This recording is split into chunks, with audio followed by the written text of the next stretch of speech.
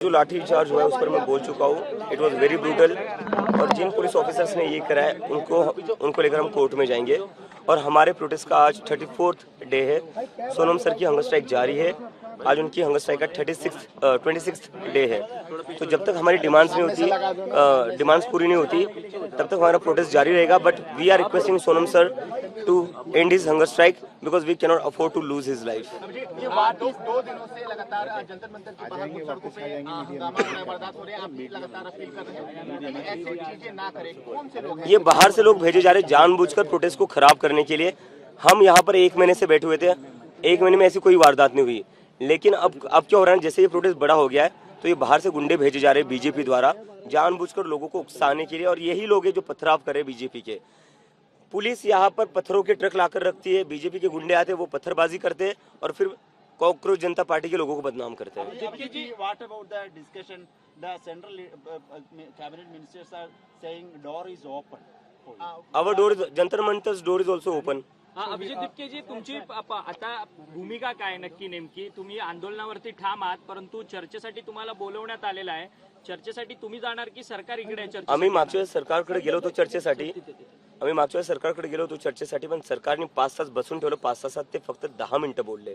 तर त्यांनी एका प्रकारे आमचा पूर्ण टाइम वेस्ट केलेला आहे. आता जर सरकारला चर्चा करायची असेल तर ही सरकारच्या घरी होणार नाही, आता ती जंतर मंतर. परंतु दिपकेजी, या आंदोलनामध्ये अनेक वेगळ्या शक्ती देखील घुसलेल्या आहेत, तुमचं आंदोलन बिघडवण्याचं काम करतात आहेत.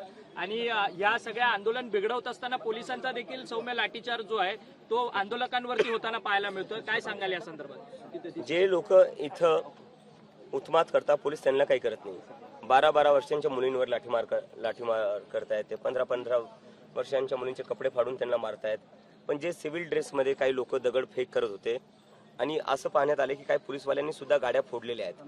तर सिव्हिल ड्रेसमधल्या पोलिसांनी गाड्या फोडल्या, त्याचे व्हिडिओ आलेले आहेत. तर पोलीस कुठं ना कुठं कॉम्प्रोमाइज आहे. पोलीस कुठं ना कुठं जे बाहेरून गुंडे येत आहेत त्यांच्यासोबत मिळून हे प्रोटेस्टला डिस्टर्ब करायचा प्रयत्न करतात. महाराष्ट्रात देखील मोठ्या प्रमाणात आंदोलन होताना पाहायला मिळतंय. मुंबईमध्ये राज ठाकरे, आदित्य ठाकरे किंवा अमित ठाकरे हे सगळेजण आता आंदोलनात सक्रियपणे सहभागी होतात आहेत.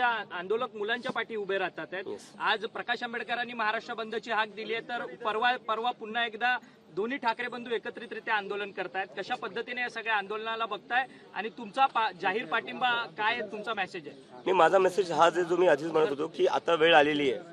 आपल्या सगळ्यांना आपले जे पॉलिटिकल डिफरन्सेस आहे ते बाजूला ठेवावे लागतील.